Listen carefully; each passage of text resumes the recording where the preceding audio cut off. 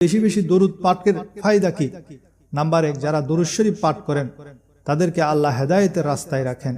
Number 2, বেশি বেশি দরুদ পাঠ করলে নবী করিম সাল্লাল্লাহু আলাইহি ওয়াসাল্লামের সাথে ভালোবাসা বৃদ্ধি পায়।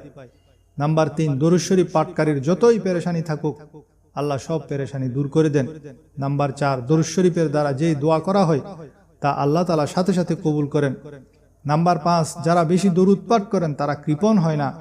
নাম্বার 6, যারা বেশি দরুদ পাঠ করে তারা কিয়ামতের ভয়াবহতা থেকে বেঁচে যাবে। নাম্বার 7, যারা দরুদ শরীফ পাঠ করে তাদের হায়াতে আল্লাহ বরকত দান করেন। নাম্বার 8, বেশি বেশি দরুদ পাঠকারীর পা পুলসিরাতে মজবুত হবে।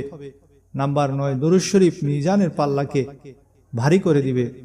আল্লাহ তাআলা আমাদেরকে বেশি বেশি দরুদ শরীফ পাঠ করার তৌফিক দান করুন। আমিন।